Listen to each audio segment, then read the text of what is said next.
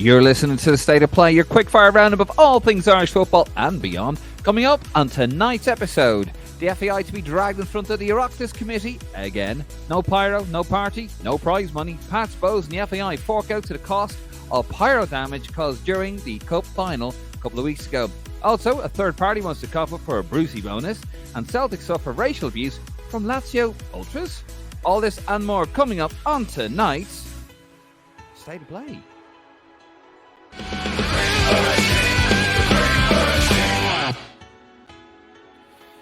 David Dunn here, joined by Martin Prendergast, our very own version of Tony Cascarino, coming at you on YouTube. If you're watching us, hello. You may notice that I have, I'm wrapped up very much. I'm just going to switch that music off there. And Martin is in his little man cave over there. Martin, how are you doing? Yeah, I'm good, Dave. Watching a bit of European football this week. Went to Enfield Town against a Danish team in non-league football, so didn't watch Man United there. I did catch the Man United game actually, but we had football training tonight, so I was off to that. So yeah, no, it was very enjoyable at Enfield Town last night. Over 500 fans there, welcoming a Danish non-league team in this Phoenix Cup, it's called. So there is a trip to Copenhagen in March for the away leg of it. It's a kind of group stage, kind of mini league teams, isn't it? But yeah, that is kind of, there was a lot of talk last night, let's just say, oh yeah, we're going to go to Copenhagen, and I'm not sure if that's going to happen. Non-league football bringing me to Europe, I don't know. I think I've enough to contend with March trips with Ireland, to be fair. March trips with Ireland and going to Ireland games, and of course we have so much in store. 2024. Excuse me. I do apologize, folks. If you're listening to us on Spotify and wherever you get your podcasts from, I am wrapped up. My flat is freezing. I'm still quite ill, like Martin, and there's a horrible bug going around. I'm sure you have it. And if you do, I hope you're well and hope you're all well wrapped up. I have a retractable roof in my flat, Martin. Do you have one in your house? No, I bet you don't. No, I don't know. That's a story for another day anyway. Right, let's get into it. We have a hell of an episode for you here, folks. We had some great, we had some great feedback. Some great numbers on the last episode, Martin. We did very well on YouTube. We're growing the YouTube channel, by the way, folks. Head over to Lansdowne Road Green Machine on our YouTube platform. We're trying to grow that so we can make some money and we can turn into little John Delaney's. Isn't that right, Martin? That's right, yeah. Do support the pod. And thanks for everyone for their wonderful feedback. I mean, it's coming to the end of the year now, so people are actually kind of sending us nice messages saying really enjoyed the pod and that it's well worth listening to. And like as we said, Dave, we've been traveling the world watching Ireland, most of Europe, obviously. Yep. And you did all the games this year, home and away, which is 100% record. Fantastic. And like it's just wonderful to kind of see the great feedback from the fans. We are very supportive of, because we are the voice of the fans. We are the voice of the fans. And of course, you can follow us on Facebook, YouTube, Twitter, Instagram, and you can head over to thegreenmachinepodcast.com. That is the greenmachinepodcast.com. Right, Martin, let's get into it. We're going to go back in a Wayback Machine. I thought we were going to go back in a Wayback Machine when I was looking at the headlines. Back to 2019. But it appears at the end of 2023, the FAI are going to be hauled in front of the Oireachtas Committee again. Brilliant.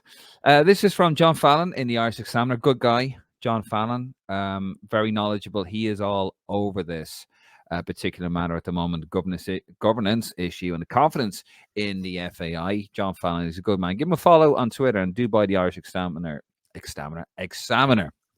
Easy for me to say. Anyway, he writes, Niamh Smith, Chair of the Tourism, Culture, Arts, Gaeltacht, Sport and Media Committee, has extended the invitation to Chief Executive Jonathan Hill, as well as Directors Jerry McInerney, Packy Bonner, Niamh O'Mahony, Catherine Guy and Liz Joyce. Roy Bart, who surprised his colleagues by quitting 3 weeks ago, has also been requested to participate. €6.8 million state funding was suspended by the Sports Minister, Thomas Byrne.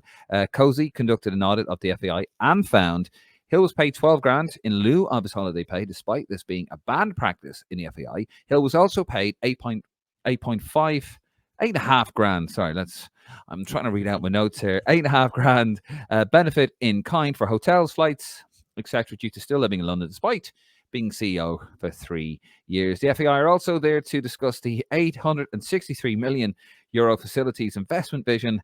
Good luck with that one. And and it's actually just come so much actually to go through here. John Fallon on Twitter also stated that it looks like the FAI are going to be brought before the Public Accounts Committee in February next year. So lots to unpack there, Martin. Now, we've gone on about this. We won't bang on about it too much on this particular episode. But it just, I thought we were back in 2019, as I said at the top of this, man. It just doesn't stop, does it? No, but I think it's not a bad thing in a way that we've been brought up there again, and because we're asking the government for money and via the FAI, obviously, and you have to be accountable for public spending. So, you know, it's only right that we've got to get our house in order. It's not in order at the moment. We've spoken as well about, you know, the impact that's having reputationally on the FAI, attracting sponsorship and the support and growth of the game. So I think it's not a bad thing. They've got to go up there and make them accountable as board members. That's why they've been elected to those roles. I'm sure Paki Bonner's not going to be very happy being brought up there, but he is quite an astute guy and he's going to be able to explain things, I'm sure, from his perspective. But I think there is going to be a bit of a fallout from this as well. You know, we've got FAI, I've got AGMs due and things like that. So they really have to get their house in order. And we're looking for money. We're looking for money off the government, and you've got to be accountable for it. And here's the thing as well. There's so many in the Irish government that are just so anti-football. I'm not using the S word. I refuse to use the S word, but proper football. They're so anti-football. And this is just playing into the hands, I find. I mean, in the same meeting, they're going to be asking, oh, yeah, by the way, not only, like, you know, did we overpay our CEO? And, you know, he was he was sort of benefiting from a scheme that actually is outlawed in our FAI, in our own association. And also, because he's a state, he's technically a state worker now, isn't he? So basically, he has to fall in line with certain guidelines in terms of salary. So, you know, that's all gone to the wayside, and we're not adhering to the agreed guidelines of the bailout that they had during the COVID bailout and the bailout of this as well. And actually, there's more. There's more coming, because Cozy are the guys that did the audit on the FAI when I think it was Grant Thornton. They were the original auditors of the FAI, and they failed to spot, you know, what was going on with under the Laney era. And then Cozy went in and went, "Oh yeah, this is this isn't right. This isn't right. This isn't right." So they've gone in and done their own audit. They found all these sort of irregularities. I don't think there's anything, like, you know, just to be clear, there's nothing illegal going on. It's an oversight. But in the same meeting, they're going to go, oh, by the way, we need £1 billion. Yeah, and I think that's why the FAI won't have a problem kind of going back up there, to be honest, because it will be a different experience from the last one when they were there, when, you know, they were under a lot of scrutiny and you know, John Laney had a note from his mammy. Yeah, and they weren't given answers, basically. This is an opportunity for the FAI to really kind of, it's a bit of a PR job, basically. They've really got to get their house in order before they go there and get they've got to say line quotes. They've got to say, we fucked up here. We're really sorry. We absolutely. They have to do that, but they've also got to say, you know, they've got to state their case in a way, in a public kind of domain that's going to, because it will be reported on by the press, of course. And what they've got to get across is, you know, what they need funding wise, what they have done very well.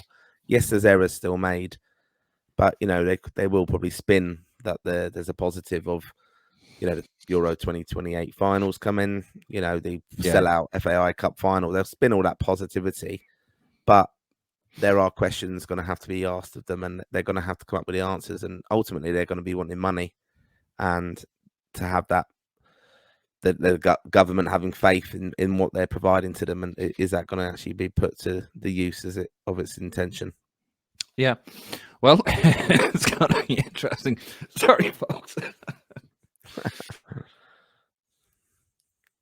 I do apologize. You do not need to listen to me sputtering into the microphone. Still very unwell. I think we're all unwell, aren't we? Everybody's unwell.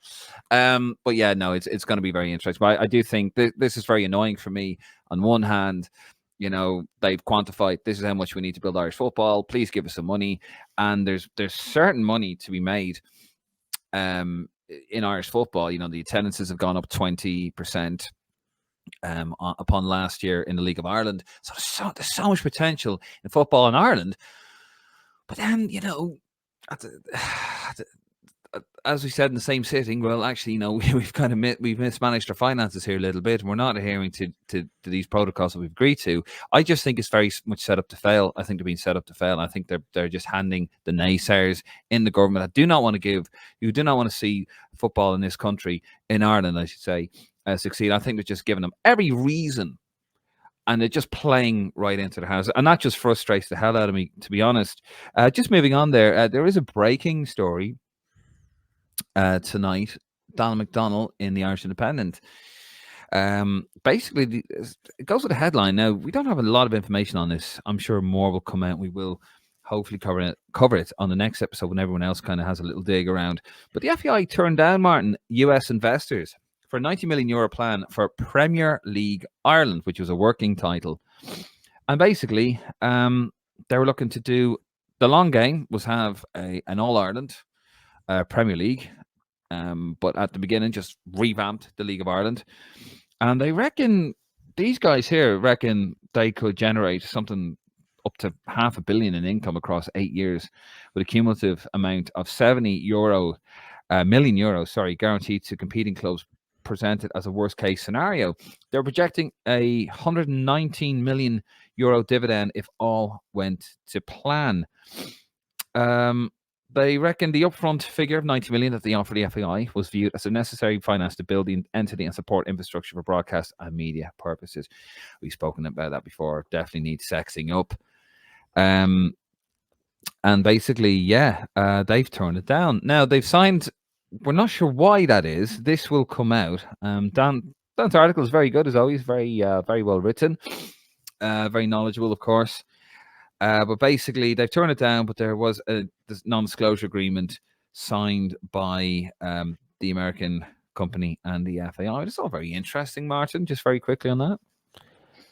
Yeah, it is interesting. I mean, it's definitely a product that is going to attract investment, I think. And this is something that the guy involved in it, I think, was part of like Niall Quinn's kind of idea for when he was kind of involved in the FAI as well. On the back of looking at the great attendance at the FAI Cup final, the growth of women's game as well. There is an opportunity there. Fan growth. People do want to start going to more sporting events and things, and it looks incredible on the TV and stuff like that. I know we're going to come on and chat a bit more about that later, but I can see why there would be investment into it. It's just so messy, though. I mean, I'm actually reading the book at the moment. I can't remember the title of the book, but it's about Irish football, and it's about where have all the Irish players gone or something like that. And it's interesting, like how we've come through, different directors of football, Doctor and Coopermans, and the idea of those things, and the lack of investment in the League of Ireland, and what happened to Brian Kerr and why he's not involved now, and then now we're even moving on to Stephen Kenny. But I think the League of Ireland is thriving in the sense that it's doing very well, but it's in spite of any support really from the FAI. And I think that's where we need this investment. We need this to come in. And I think the idea of this was to kind of set it up a little bit like a structure like the MLS. And I know there was still a little bit online. It is a breaking story, but like a little bit on Twitter and stuff about, that they weren't going to have relegations and promotions and things like that. But I think it has to be competitive. I don't think that would actually work. And I'm not massively, a big time follower of the League of Ireland, but I just don't think that would work as a kind of business model in football. You have to have competition. But I think, it's interesting, this investment, and it's just very messy. And there's a non-disclosure agreement on this, wasn't there? The FAI, why they were talking. And it's come out. Yeah, it's actually come out. I think this come out at the board meeting. I think this was yes, it did. What I've read in Dan's article, where he said, I think what it is, I think it came out in this board meeting, and they were asked. Basically, Hill was asked questions. Well, why didn't by League of Ireland clubs? Well, why didn't you go into it? A bit more. Like what's happening here? Basically, I think one of the things I'm guessing at it, I'd like to read a lot more about it, but with the TV rights and things like that, promotion of the game, GAA Go was very, very successful when they brought that in. Yeah. I Well, don't know. they want their own They want their own League of Ireland TV, don't they? They want commercial their own. plan. Yeah, with League of Ireland TV at the heart of it, according to this. I Yeah. mean, Jesus, he's an association that can't even, get Yeah, exactly. That's my point. salary wages, right? We're kind of running before we can walk here. There's so many other things they've got to sort out, and is it another challenge for them to come in? I mean, I they're not up suppose though. to it. They're No, not but I up to suppose it though, are they? what the FAI are probably looking at, thinking if once they relinquish control of that, they're not ever getting it back. It's a little bit like the Premier League happened, wasn't it? From them Yeah, but back that's in not '92, right? Free, and it's not a bad thing. You should give. If it's a business now, sport, like global sport. You Yeah. look at like Live with the golf and everything like that. If you can give it to people who can help promote it, it should filter down like the pyramid in a way. The money will come in, commercialism will take care of itself. They want to sell a product, and they don't all work, of course, but I mean, it's better than what it would be now.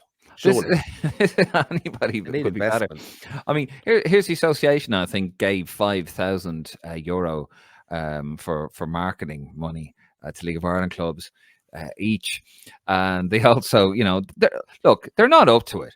I don't think anyway. The FAI, and you're right. They have so much more to concentrate on. They have to concentrate in grassroots, etc.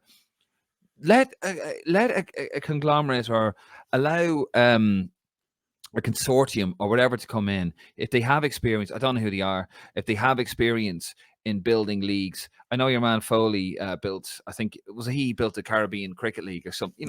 Yes, that's right. Yeah, these guys have experience in building these and franchise building and looking at infrastructure, because they're going to come in. They're going to look at everything and say, right, Mr. Chippy in the background, that needs to go. All this kind of stuff. Like the first bite is with the eye, and I've been saying this for years. Now people love the League of Ireland, and they love the. We'll get to the Pyro situation in a second.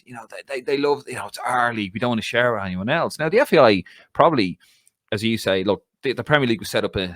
I think the meeting for that was like 1990, around that time, 91. And it was supposed to actually give the FA more control, because they were constantly battling with the Football League.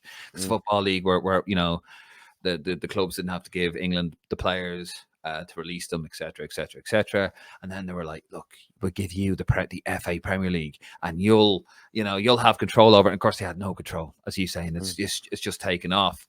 And now they're telling the FA what to do. So the FA are probably a bit worried about that, as you say. But the FAI aren't up to it. Give it to somebody, and I think that's what a lot of the clubs are saying. Give it to somebody who knows what they're doing, because what the FAI have tried for numbers of years, they failed.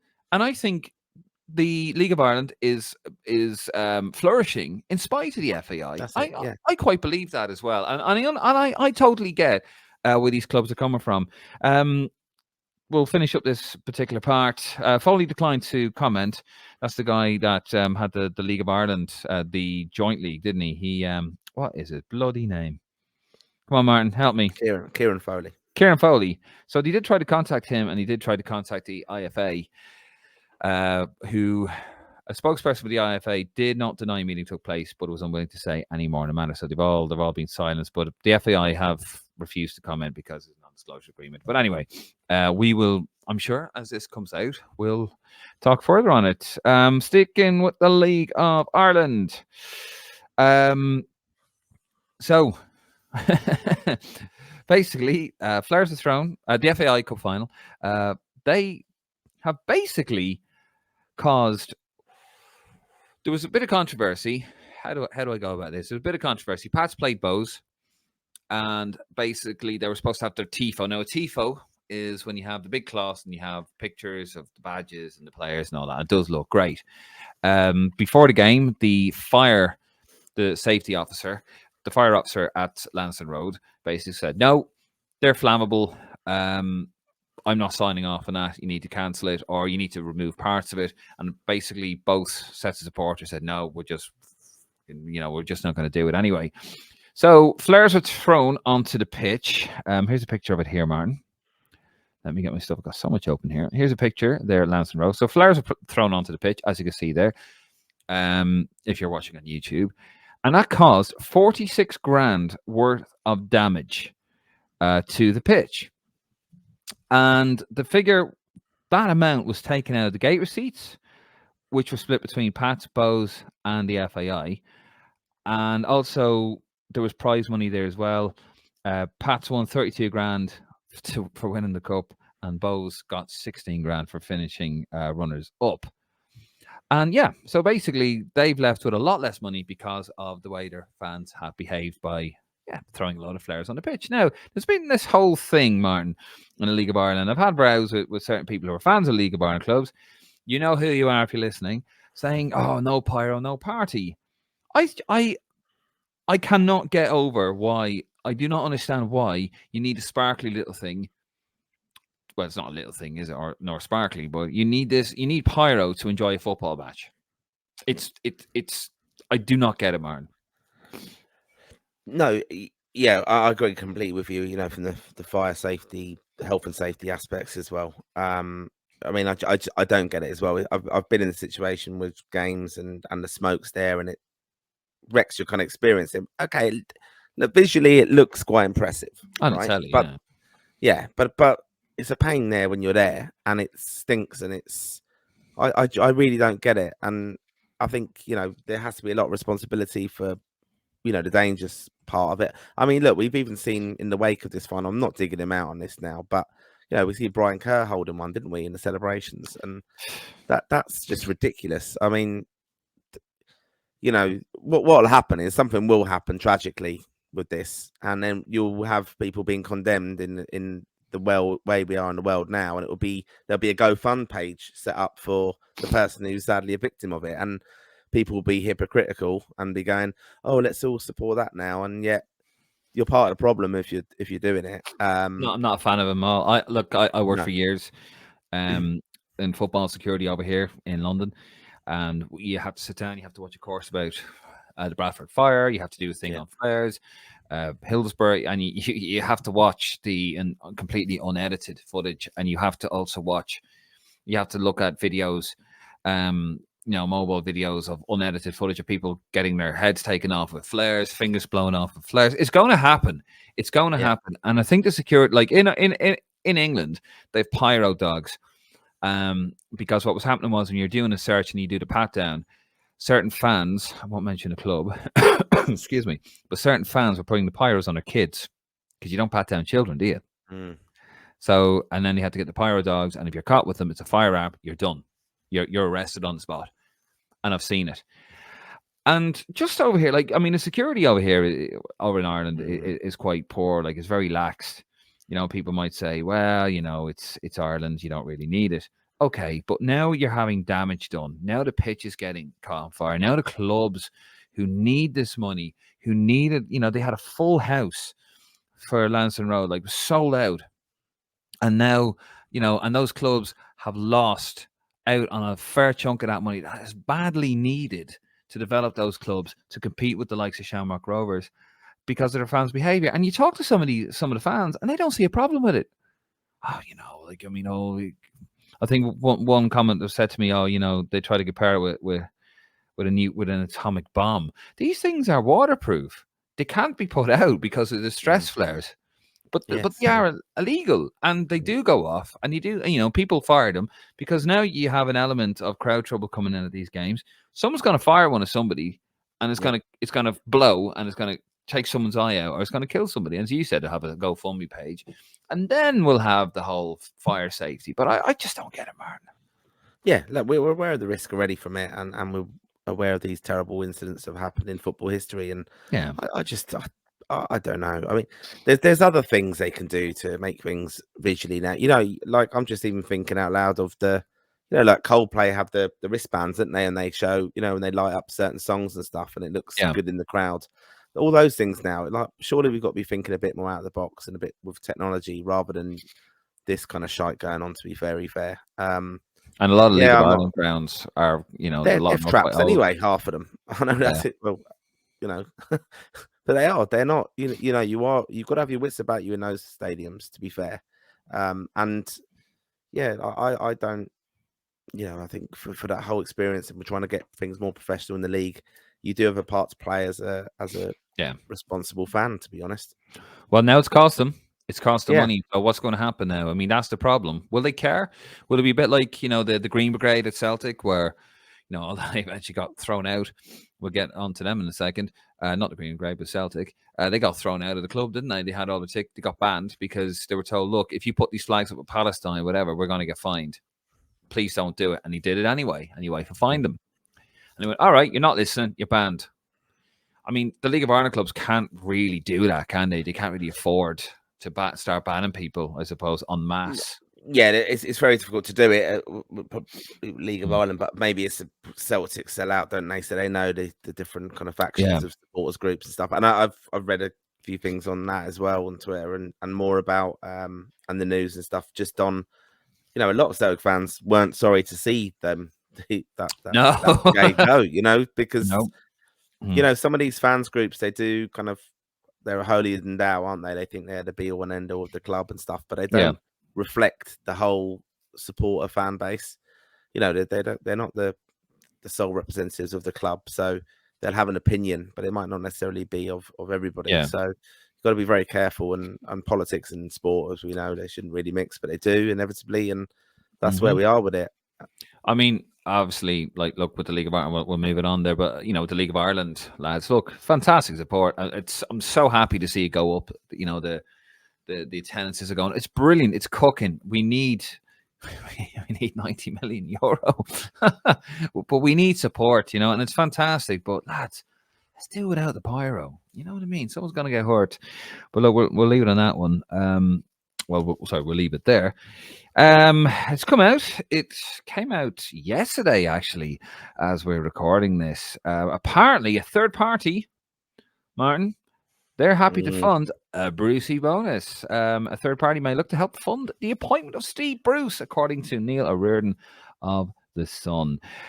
Very, very interesting here. I'll just show you the clip if you're watching. Neil O'Riordan, there you go. Third party signals willingness to subsidise Steve Bruce's wages if FAI hire him as next Ireland boss. A couple of things here. Is this a kite being flown by the FAI? Are they putting it out there a little bit? See, how would you like that? Because it does happen. And also, how much is this lad demanding? Yeah, that's what struck me first of all. I mean, Steve Bruce is a multi-millionaire, right? So it's not doing it for the money. Like these people in football who have done very well and had more jobs, like they've had more clubs than, what was it, Tiger Woods or Robbie King. But excuse me, they've done fantastically well out of football. Like they're multi-millionaires. They've had fantastic investments outside of football as well. It's not desperation for the money. They're going to be doing this job now. This is kind of the retirement gig, or the staying in football, staying a bit relevant, and a challenge. And that's what he should be seeing at Steve Bruce as the Ireland job. But again, like they're professional, aren't they? They're going to say, well, I'm not going to do it for nothing, and that does give you a problem.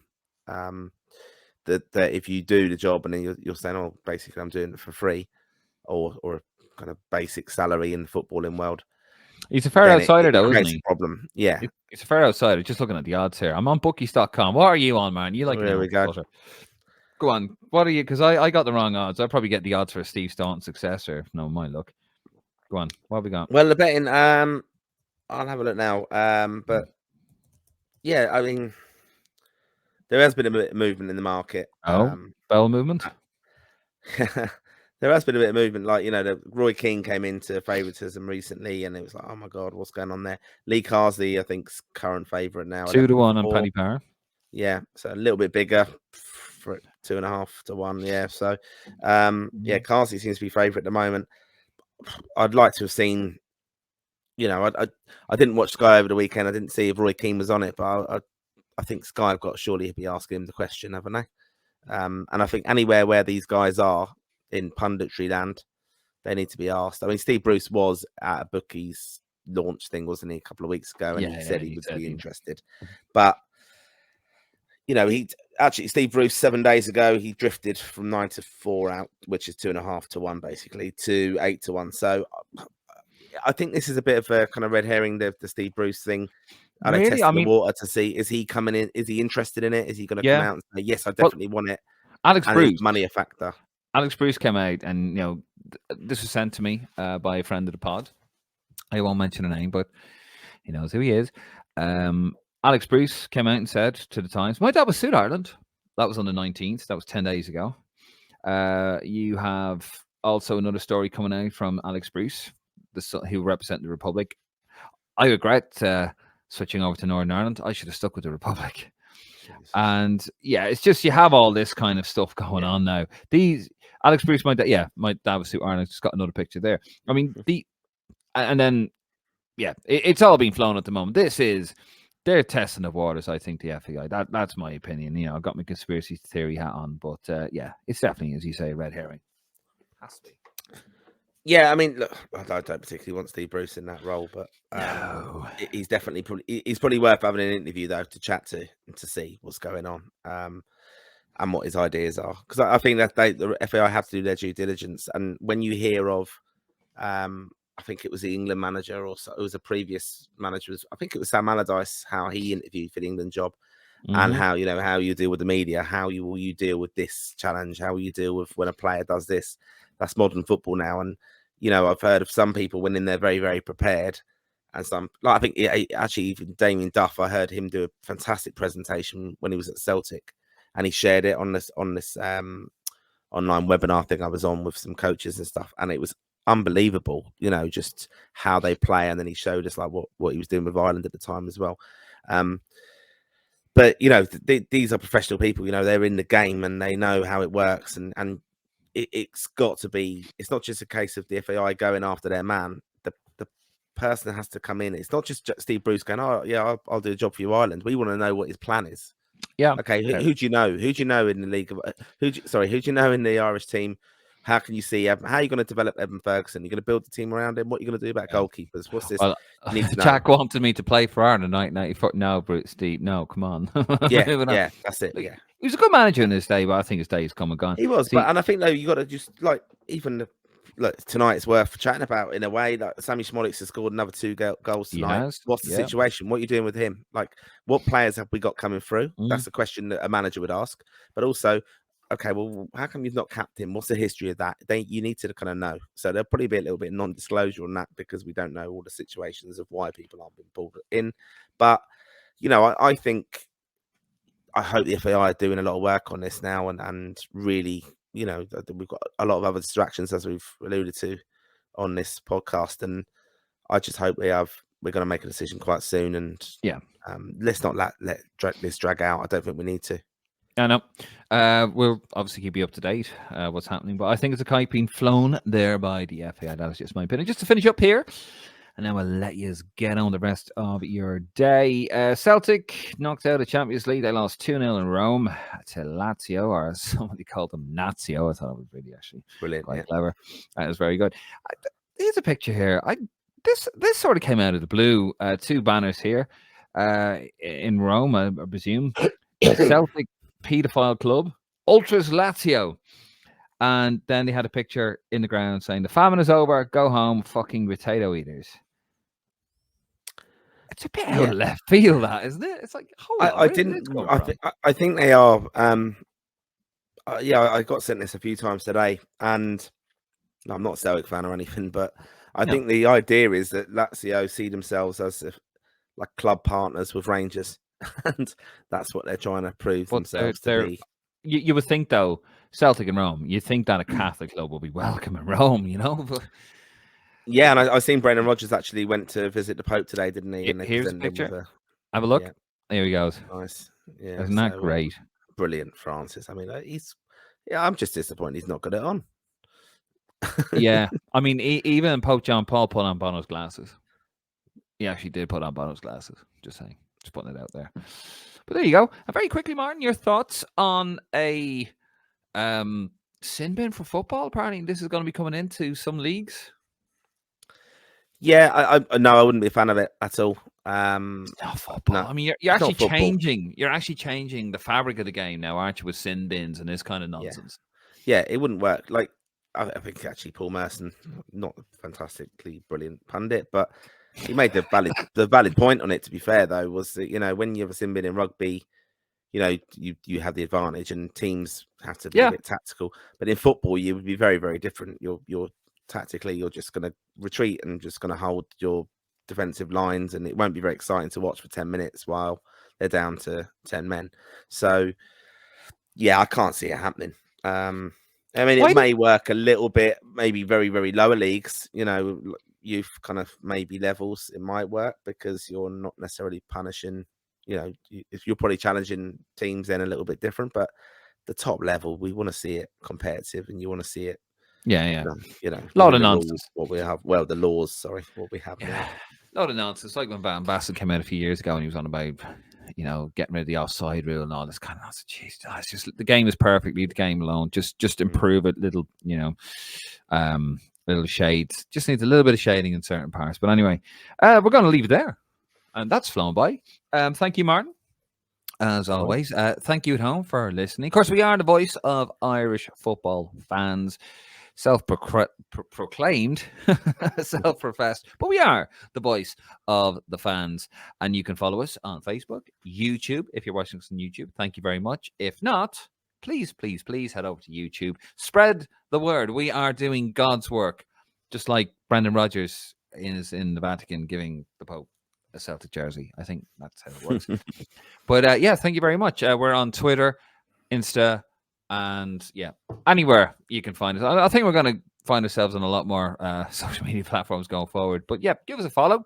Head over to greenmachinepodcast.com, thegreenmachinepodcast.com for an audio version of this and articles and all that good stuff. Anyway, we're going to leave it there. Thank you very much. Good night. God bless. And I never have the outro ready, but here it is now. See you on the next one.